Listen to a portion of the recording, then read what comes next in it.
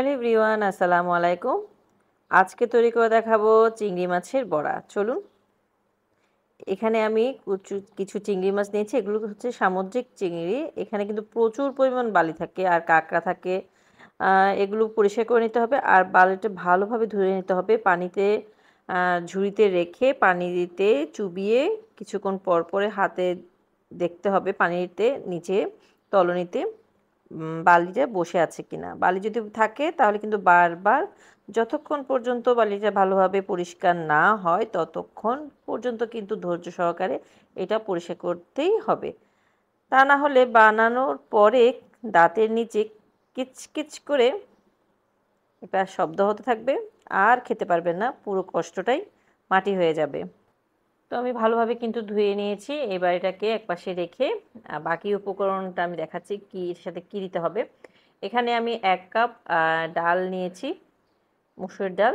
এটাকে ভালোভাবে ধুয়ে কিছুক্ষণ পানিতে ভিজিয়ে রেখেছি। ডালগুলো একটু ফুটে উঠেছে, অর্থাৎ বড় হয়ে গিয়েছে। এখন ডাল আর এই পুজো চিংড়িটাকে আমি আলাদা করে করে ব্লেন্ড করে নিব। প্রথমে দিয়ে দিব হচ্ছে চিংড়িগুলোকে দিয়ে দিচ্ছি। চিংড়িগুলো কিন্তু একদম মিহি করে ফেলা যাবে না, একটু আধা ভাঙা করে রাখতে হবে। তাহলেই তো বোঝা যাবে যে এটা চিংড়ি মাছের বড়া, তাই না? আচ্ছা, এদিকে আমি এই যে এভাবে করে ব্লেন্ড করে নিয়েছি। এটাকে এখন পাত্রে নিয়ে নিচ্ছি। তারপরে আমি ডালটাকেও একইভাবে আধা ভাঙা করে, আমরা পেঁয়াজও যেরকম করে করি ওভাবে করে ডালটাকেও আমরা ব্লেন্ড করে নিতে হবে। এবার এখন আমি ডালটাকে ব্লেন্ড করে নিচ্ছি। ডালের সাথে আমি কাঁচামরিচ দিয়েছি বেশ খানিক, একসাথে ব্লেন্ড করে নিয়েছি। এটা আপনারা কাঁচামরিচটা কুচো করেও দিতে পারেন, ব্লেন্ড না করে দিলেও চলবে। তো আমি একসাথেই দিয়েছি যাতে আমার বাচ্চারা যেহেতু খাবে কামড়ে না পড়ে দাঁতের নিচে, তাই। এখন সব উপকরণ নিয়ে নিব। এখন এখানে আমি নিয়ে নিচ্ছি বেশ খানিক পেঁয়াজ কুচি, আদা রসুন বাটা। পেঁয়াজ একটু পরিমাণটা বেশি দিলে খেতে ভালো লাগবে। স্বাদ মতো লবণ, হলুদ গুঁড়ো দিয়ে দিব, তারপরে মরিচ গুঁড়ো দিয়ে দিব, ধনে গুঁড়ো দিয়ে দিব। এই যে মশলার মধ্যে এই অল্পখানি উপকরণ আছে, আর একটু ধনে পাতা দিয়ে দিব। ধনে পাতা থাকলে এখন তো ধনে পাতার পাওয়া যাচ্ছে, ধনে পাতা দিলে ফ্লেভারটা আরও ভালো আসবে। একদম সুন্দর করে ভালোভাবে হাত দিয়ে চটকে মেখে নিব, যেমনটা করে আমরা পেঁয়াজুর খামিটা করি ওভাবে করে আমরা মেখে নেব। এখানে কিন্তু কোনো প্রকার পানি থাকা যাবে না, ডালে এবং মাছে কিন্তু পানি থাকা যাবে না। ডালটা কিন্তু আমি ধুয়ে অনেকক্ষণ পানি ঝরিয়ে রেখেছিলাম, এটা বলতে ভুলে গিয়েছি। আর মাছটাও কিন্তু আমি অনেকক্ষণ পানি ঝরিয়ে রেখেছিলাম। একটু শুকনো শুকনো থাকতে হবে, তাহলে বাইন্ডিংটা ভালো হবে।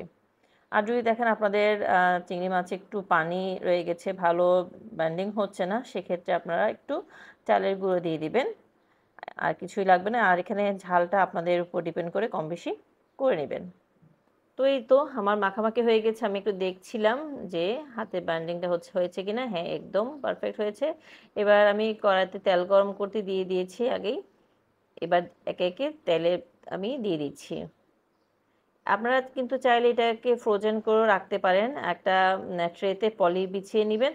তারপরে এভাবে করে বড়া আকৃতি করে একটার পাশে একটা রেখে ডিপে রেখে দিবেন শক্ত হওয়ার জন্য। তারপরে শক্ত যখন হয়ে যাবে তখন একটা বক্সে রেখে দিবেন। যখন আপনার খেতে মন চাইবে তখন আপনি কিছুক্ষণ ৫-১০ মিনিট এটাকে একটু বাইরে করে রেখে তারপর এভাবে করে ভেজে নেবেন। একদম ক্রিস্পি, সব কিছুই ঠিক থাকবে, কোনো এক কিছুই হবে না।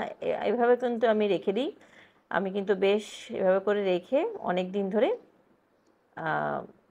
রেখে খাই। বারবার করতে ইচ্ছে করে না, তাই। এক পাশটা যখন শক্ত হয়ে যাবে তখন অন্য পাশটা আমি খুন্তিতে উল্টে দিচ্ছি। একদম পেঁয়াজও যেভাবে ভাজাভাজি করি আমরা ঠিক সেরকম। এখানে কোনো নেই। চুলার আঁচটা কিন্তু মিডিয়ামে থাকবে, তা না হলে দেখা যাবে উপরে কালার চলে আসবে, ভিতরে সবগুলো ডাল এবং মাছ কাঁচা থেকে যাবে। তা আমার কিন্তু ভাজাভাজি হয়ে গিয়েছে। আমি কিন্তু ভিডিওটা একটু ফাস্ট করে দিয়েই দেখাচ্ছি। তো এখন আমি টিস্যুতে নিয়ে নিব। একদম সহজ পদ্ধতি, একদম বছর জুড়ে আপনি সংরক্ষণ করে খেতে পারবেন এই যে মজাদার চিংড়ি মাছের বড়া বা পেঁয়াজি, যেটাই বলুন না কেন। উপরে একদম ক্রিস্পি, ভিতরটা একটু সফট।